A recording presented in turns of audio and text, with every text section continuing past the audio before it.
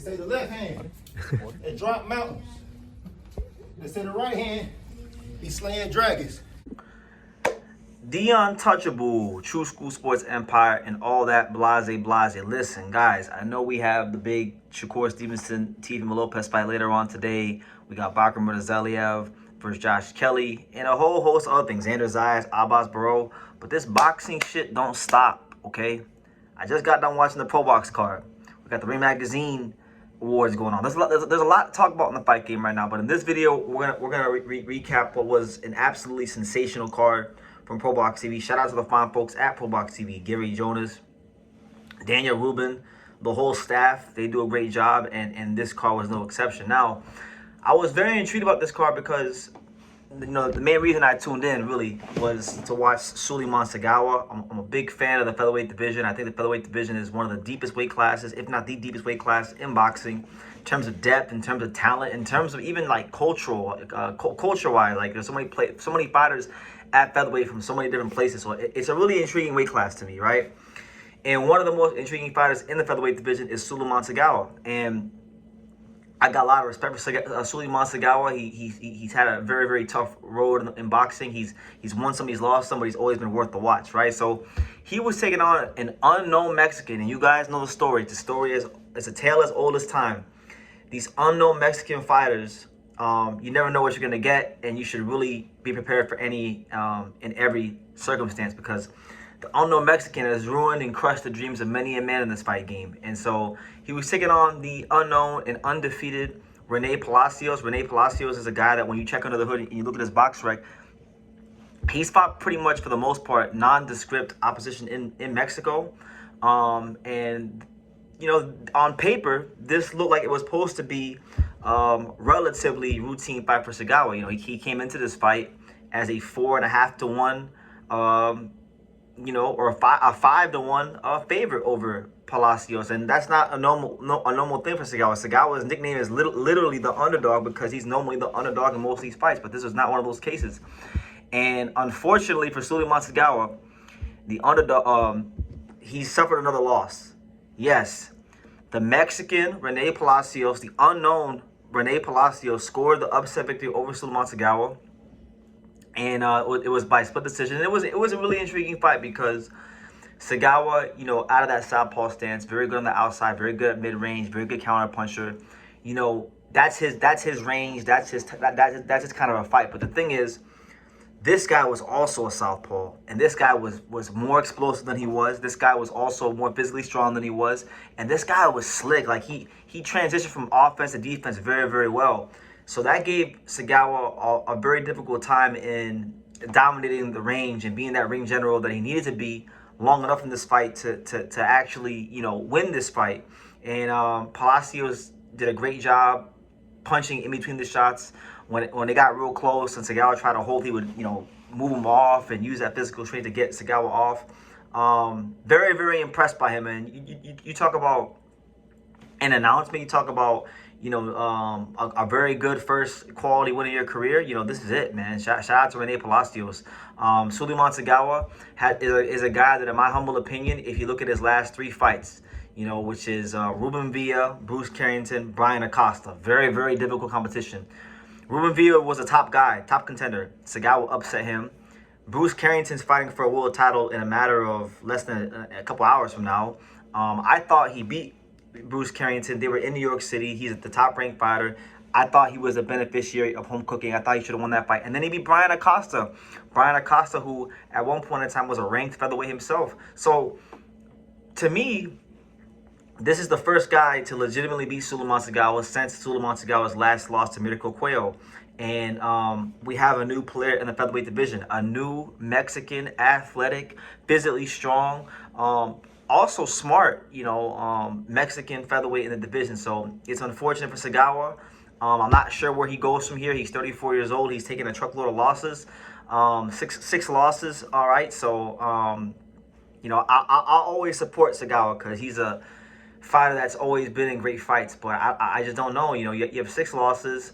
You're probably not going to be ranked now. he's in a tough predicament. But again, Segawa has overcome many setbacks before, so I wouldn't write him off just yet. But tonight belongs to the Mexican Rene Palacios. So shout out to him.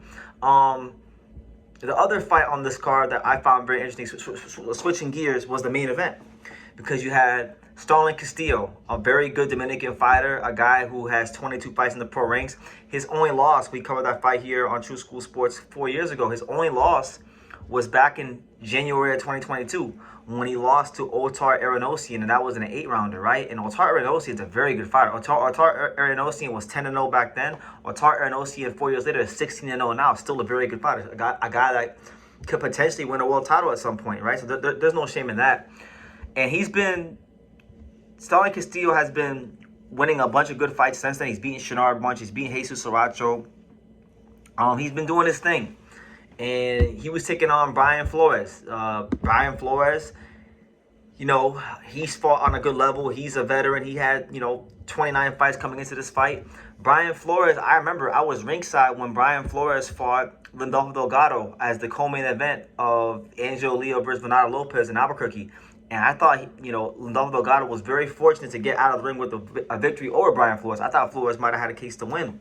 So Flores has been teetering right there of being a top one-level fighter, and this was going to be a real breakthrough fight for him if he could win it.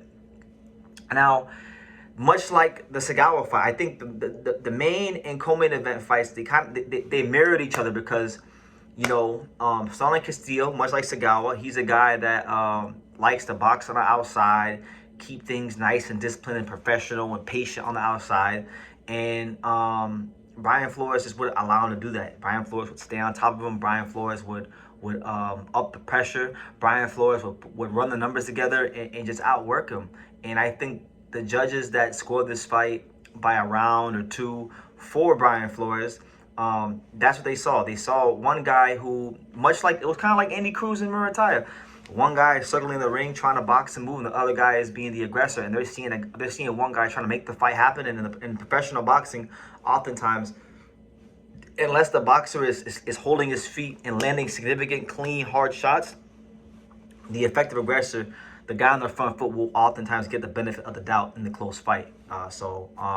Good win, a very, very good win for Bryan Flores because, Castillo was a guy that had been making some waves in the boxing world on Pro Box and winning some good fights.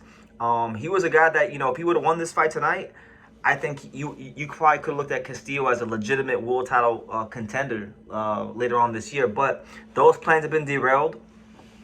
And Bryan Flores, I think, now really emerges now as a guy in the 140 division that can go ahead and push onwards and upwards towards, really getting himself in that mix. So I don't know who his next fight's going to be, but I would fully anticipate that Bryan Flores does wind up getting some sort of big fight because, Starling Castillo is a fringe world level contender himself. So he's gone past that level. He's being a guy like Shinard Bunch and Jesus Saracho. He really had a very good case to beat Lindolfo Delgado, who's one of the top contenders of the division. So he's going to be in the mix right there again. So respect to him. I think the judges got it right. And yeah, there's that. And then last fight, last but not least, you had also on this card, you had Elijah Flores. And I'm very familiar with Elijah Flores because Elijah Flores is a guy that I've covered here very early in his career. And he's been a fighter that's always taken on really tough fights. Now, on the opposite spectrum, on the opposite side, you had a fighter who I never heard of, right? I never heard of this guy in my life. And I watched, a good amount of boxing. Maybe I need to watch more because, and I'm probably going to butcher his name, but Thanjhae Teasley from Allentown, Pennsylvania. I never heard of this guy. 13-0, 6'3", 154 pounder, right?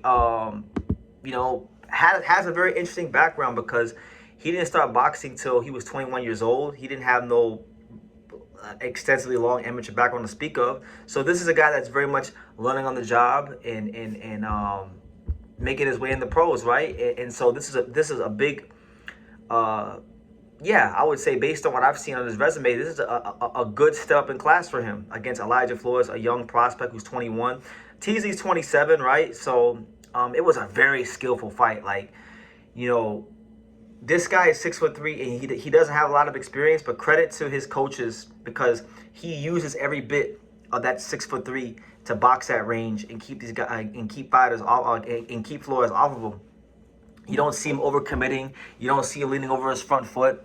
That was what really impressed me the most about this guy Teasley. He wasn't he knew his punching range very, very well, and I think that was the difference in the fight because Elijah Flores was the more explosive fighter. He was the guy that was really and truthfully looking to hurt this guy. And to his credit, you know, when Flores was able to get past that lead left hand and explode and land those big shots on him, he had this guy, you know, in some trouble at times. But I think in this fight,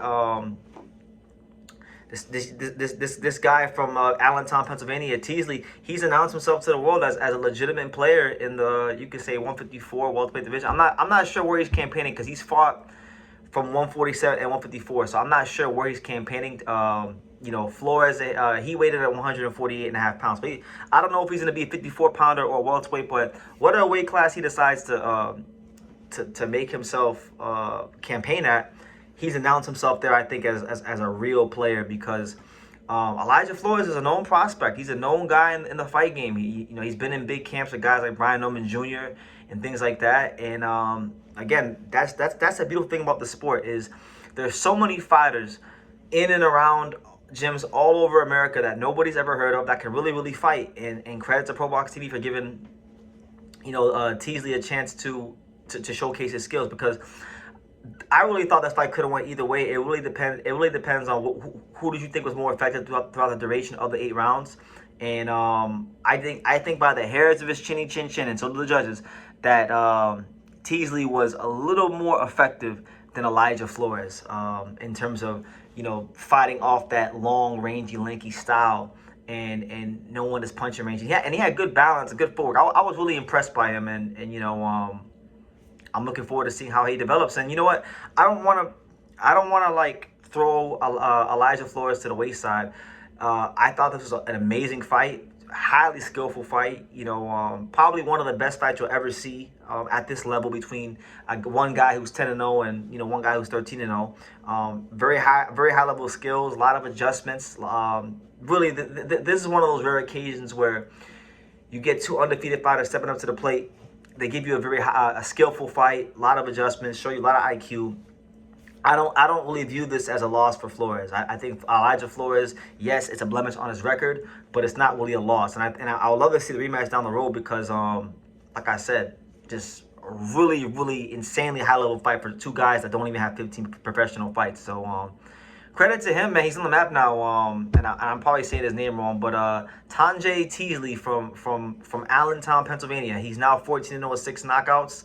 And yeah, he took the O of Elijah Flores. So people in the fight game are gonna now know who he is because people who really pay attention, the boxing industry, the boxing insiders, the boxing degenerates, you know who Elijah Flores is if you watch Pro Box, if you know about the guys he sparred and their camps and things like that. So yeah, just overall, 2 upsets on the card.